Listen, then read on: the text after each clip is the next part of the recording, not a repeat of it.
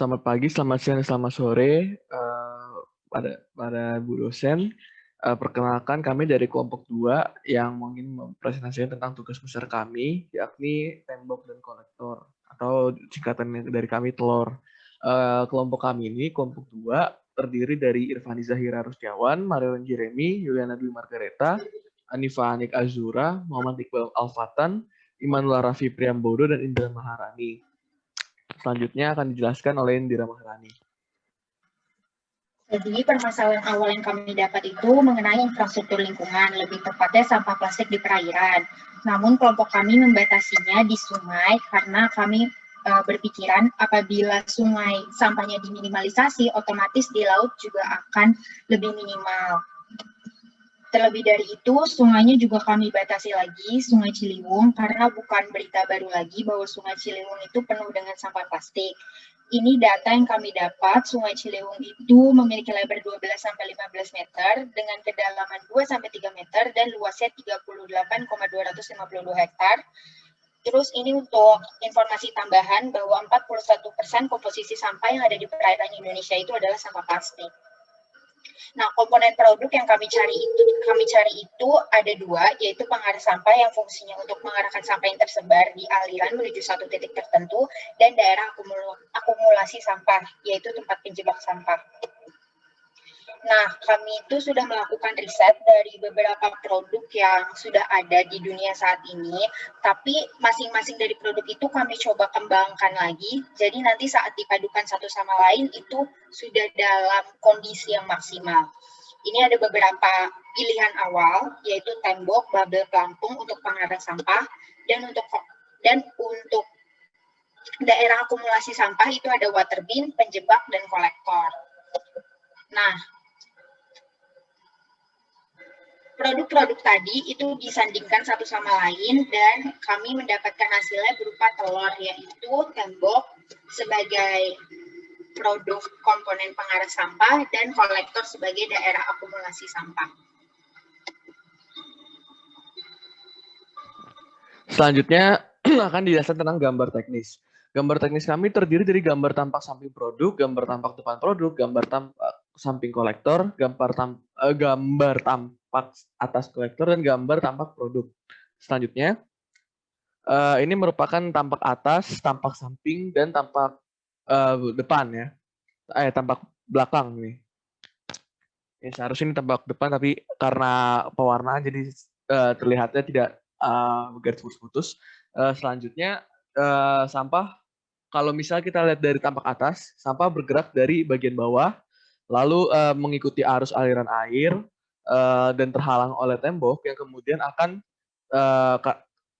mengarah ke kolektor ini.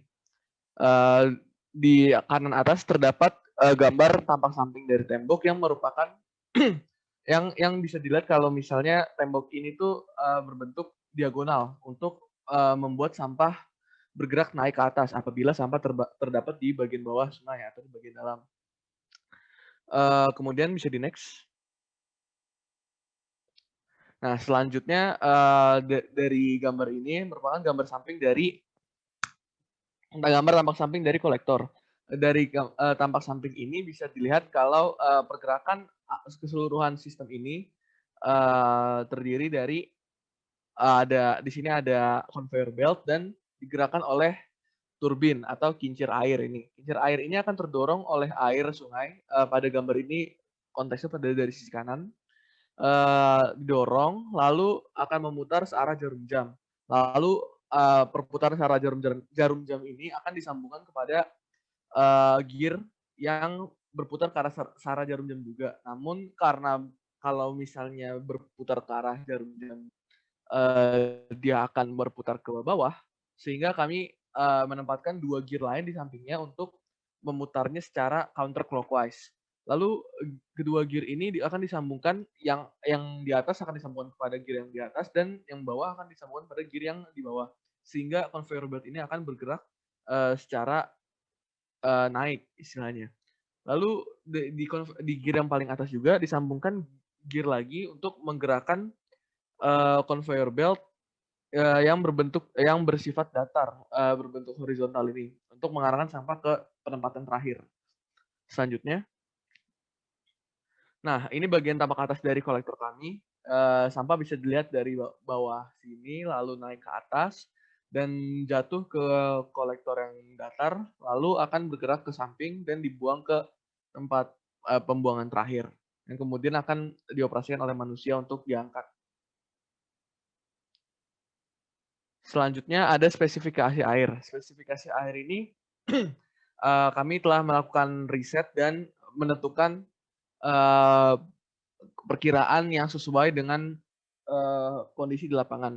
Di sini kita terdiri dari jangkauan suhu operasi, ketahanan karat, tingkat kebisingan, dimensi, berat material, usia maksimal, biaya, produksi dalam atau luar negeri, standar proses produksi, standar pengujian, keselamatan, standar material, ketahanan perubahan ketinggian sungai, jangkauan berat sampah, jangkauan dimensi sampah, dan sumber energi. Selanjutnya. Kemudian kami memaparkan juga biaya produksi, dan biaya produksi ini terbagi jadi 5, yaitu dari proses pembuatan, proses pengangkutan, proses pemasangan, proses pengoperasian, dan proses perawatan. Dengan biaya total yaitu Rp16.483.676.352. Oke, selanjutnya. Baik, selanjutnya adalah manual-manual untuk produk kami. Manual pada produk kami terbagi menjadi 3, yaitu manual pemasangan, manual pengoperasian, dan yang terakhir adalah manual perawatan. Pertama, mengenai manual pemasangan. Untuk pemasangan produk kami, langkah pertama yang harus dilakukan adalah mengalirkan aliran sungai dari tempat pemasangan, lalu menanam tembok dengan sudut sebesar 45 derajat dari arah arus sungai. Lanjut. Lalu langkah yang ketiga adalah menanam fondasi kolektor, lalu memasang platform kolektor pada fondasi, lalu memasang tiang penyangga konveyor di atas platform, dan memasang kincir pada porosnya. Lanjut. Selanjutnya adalah pemasangan konveyor yang pertama, lalu dilanjutkan dengan memasang konveyor yang kedua, lalu memasang dan menghubungkan masing-masing gear yang tersisa. Lanjut. Lalu yang terakhir adalah mengembalikan aliran sungai, maka produk sudah siap untuk bekerja. Lanjut. Baik, selanjutnya adalah untuk manual pengoperasian. Manual pengoperasian untuk produk kami hanya ada 2, yaitu yang pertama adalah melakukan pengawasan terhadap berjalannya produk secara secukupnya. Lalu yang kedua adalah melakukan pengosongan tempat penyimpanan sementara sampah jika diperlukan, yaitu ketika tempat penyimpanannya sudah penuh. Lanjut. Lalu yang terakhir adalah manual pemeliharaan. Manual pemeliharaan ini terbagi menjadi 2, yaitu manual untuk masing-masing komponen. Yang pertama ini adalah pemeliharaan untuk komponen tembok. Yang pertama adalah memeriksa dan membersihkan jika terdapat ranting pohon, daun, atau sampah lain yang tersangkut pada tembok. Lalu yang kedua adalah membersihkan tembok dari lumut yang menempel. Dan yang terakhir sebagai langkah preventif adalah memberikan coating pada tembok untuk menghindari kerusakan material pada tembok. Lanjut. Lalu untuk komponen yang kedua yaitu komponen kolektor, yaitu memeriksa dan membersihkan kincir kolektor jika terdapat sampah yang tersangkut. Hal ini untuk menghindari adanya kemacetan pada berjalannya konveyor. Lalu yang kedua adalah memberikan pelumas pada drive unit konveyor untuk menghindari kemacetan saat penggunaan. Dan yang terakhir adalah membersihkan bagian belt pada konveyor. Lanjut. Baik, kesimpulannya adalah berdasarkan desain dan gambar teknik, produk tembok dan kolektor telah disusun sesuai dengan spesifikasi yang telah ditentukan. Produk ini memiliki nilai praktis, ketahanan, dan kemampuan bekerja yang baik, sehingga diharapkan produk kami dapat diaplikasikan dalam permasalahan sampah di sungai. Terima kasih.